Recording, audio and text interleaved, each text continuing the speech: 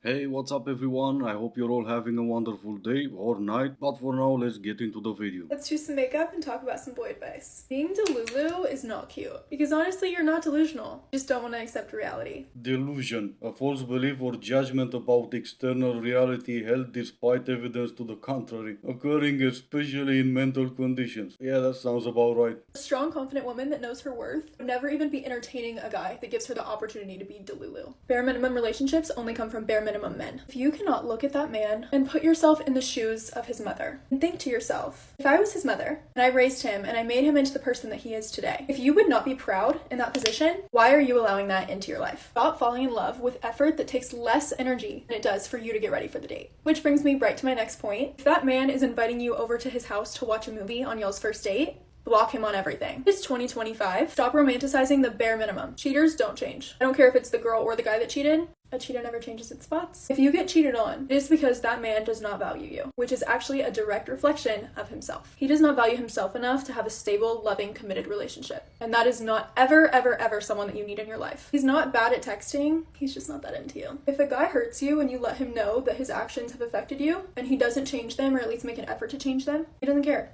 If men get called out on something like that, they're going to want to change, especially if it's for the woman that they love and they're at risk of losing. He knows that you're never going to leave regardless of his behavior. He's going to do whatever he wants. I've said it before and I'll say it again. The guy you were talking to, the man you were dating, the man you were seeing, should treat you like he would treat his celebrity crush. Yeah, glamorize the relationships of the people who cheat and get cheated on the most. Here I was thinking you're not delusional, you're just not accepting reality. Here's some things I've learned about men in love and men in dating studying neuroscience. This is just something that I study for fun. Okay, so the difference between the male and the female brain in love is that women are going to bond through oxytocin and men are going to bond through vasopressin. So vasopressin is released by very specific things like problem solving together, shared experiences, showing him that you guys work really well together as a team, achieving things together, and showing him that you can be the feminine role in the team, that you're not leading, he has a safe space to lead, and achieving measurable goals, clear cut set goals for him to achieve. That's how he's going to learn things, achieve things, and bond to you. Yeah, he'll bond to you if you give him tasks and chores. This is the perfect example of what happens when you take neuroscience classes from your piano teacher. In men, vasopressin is released primarily during arousal and in response to challenges like dehydration, low blood pressure, or increased plasma osmolarity. It plays a key role in social bonding, particularly in men, and is associated with feelings of trust and teamwork. More detailed breakdown. Arousal, no need to explain that further. Dehydration and blood pressure, stress and pain, social bonding, crucial for social bonding in men, particularly in the context of teamwork and relationship. It is linked to feelings of trust and the desire to work together to overcome challenges. But you give him tasks and chores, because since you're still single, obviously you're doing something right. Okay, I actually need help picking where to live because I'm in my 20s, I'm single, I'm in Vancouver, and I'm feeling like this just isn't my city. You know what? I love this place for so many reasons. My family's here. It's a beautiful city. It's just not feeding my soul. It doesn't have the sense of community that I need at this point in time in my life. Say no more, I got you. You can say a lot of things about me, but you can never say I'm not helpful. We are building free decentralized electricity, free decentralized internet, free decentralized schools, free decentralized organic food, free decentralized everything. Oh, but how will we pay for it? Money has no value in our consciously wealthy world. Also, are you serious? As if we cannot figure out a new system. We will invent, create, and distribute. Everything is free. The matriarchy is rising, and we are not going anywhere. You are now vibrating to 360 senses. I love you.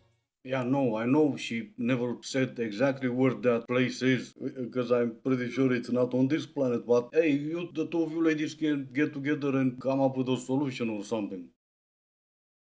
When he starts pulling back, this is what you need to do. So we do not chase. We are never going to chase. Girls, the guy's going to chase the girl. That has always been the way. So we do not chase, we disappear. Poof, oh, look at me, I know magic.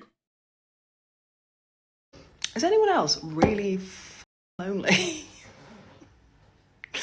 Like, when did it get so hard? Where did all my friends go? Where were all my friends? I just know I haven't seen anyone in like 6 months. I don't understand. I'm so alone. I'm going insane.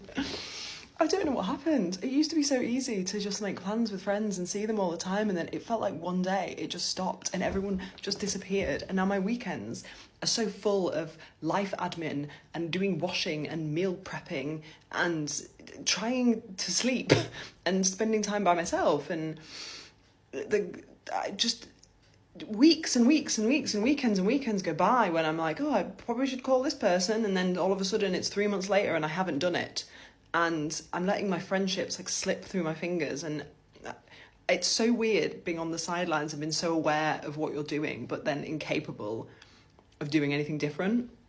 So now I just feel really lonely all the time. It's not that funny, please. I wasn't the one laughing. You haven't seen your friends in 6 months. You were thinking about calling them, but you didn't 3 months later. It seems like you already know the problem and you kind of knew the solution as well, but instead of going with that, you chose to post this on TikTok. What do you really think is gonna happen if your friends see this? Will they think, oh, let's call her? Or will they think, yeah, it's probably for the best? Not just romantic relationships that need to go both ways. Friendships require some effort as well. But if I can appreciate something about your video is you didn't choose to play some sad music on the background. I've been really struggling in this season. That feels just very lonely. Even though I'm surrounded by such good people, but I'm just so scared I'm never gonna get the things that I truly want out of life. I'm scared.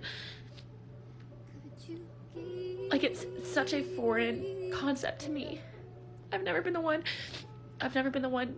to be fully chosen. I know I'm like super emotional,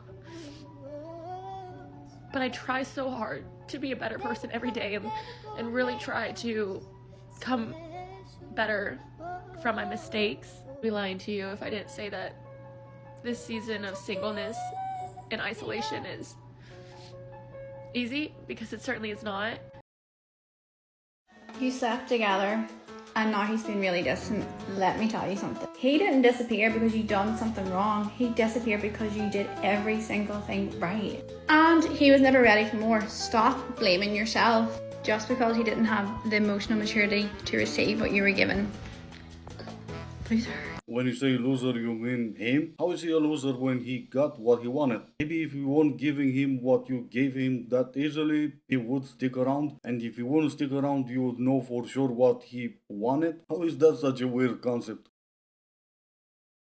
This is a PSA for the single girls in New York City, and honestly even the gays. There's so many videos right now of people talking about how to date a finance bro in New York, where to go to find a successful finance bro in New York. And I have two bones to pick with that. The first is, you live in New York City. There are so many industries outside of finance, so many really interesting industries, people that have really cool and unique jobs, people who are very successful, they have very lucrative careers, and they are not working in finance, they're not working the finance hours. If you want someone who's working the finance hours, lawyers, surgeons, there are also other industries that are just as cutthroat and known for being signs of intelligence and having very high salaries that are also not finance. Honestly, one of the most interesting people I've ever gone out with in New York was a guy who, he had to have been maybe like 25, 26 at the time. He had written a book, maybe he had written more than one. And then he was a speechwriter for notable figures, politicians, just very interesting people giving very important speeches. He's someone you would definitely have labeled as successful, had a really great career and resume already at that point in his life, was very interesting to talk to, and did not work in finance. This is the ones looking for the finance guys. They're not looking for their ability to write books. They're looking for someone with money who can provide them with a luxury lifestyle they can't provide for themselves. And that's not even the worst part. What's even worse than that is they're so delusional to think that all they need to do is find a guy like that. And as soon as that guy sees them, they're gonna fall in love and live happily ever after. Or until they get even richer in the divorce. In 2025, I have been on 23 dates. My name is Amanda, I'm 33 years old and I live in Zurich. And I've just decided to go all in on my passion for writing. And I've just posted part 1 of a 3-part series about modern dating here in Zurich. I've learned a lot being on these dates, but it's also been exhausting. You have to think it's 23 times you're getting dressed up, traveling, having small talk, and I'm so tired of talking about my origin story. So I do need a bit of a break. It's not the first time I've dived into writing about dating. I am kind of shocked that out of 23 dates, nothing's really materialized into something concrete. I find dating culture fascinating, if not also very tragic. But in part 1, I talk about how at the beginning of the year, I was seeing a guy for a little bit and he did a 180 and told me that he wasn't looking for anything serious, it was just for the physical stuff. And I feel like that's what I constantly run into, that if there is mutual attraction on both sides, I'm the one interested in something long-term, whereas they're interested in something casual. It seems to be very, very difficult to find a person, 1, you're attracted to, and 2, who's attracted to you, and 3, that you both want the same thing. Yeah, bummer, I know. When you say you went to 23 dates in 2025, you understand that this year is not over yet, right? And did you go into dating because you were looking to find someone, or did you go into dating because you found your passion to write books? Because no matter the reason, you will write the first time. It's tragic. If you went to 23 dates and nothing materialized, oh no, the man and the audacity, because it's not gonna have anything to do with you. Or if you went into dating because you decided to go and to write, you decided to date those men just so you can waste their time. Either way, yes, dating is tragic, and I can't for the life of me understand why. The world is women weren't designed to live like this. We were built to nurture, to nourish, and to raise the next generation, not to burn ourselves out trying to do it all.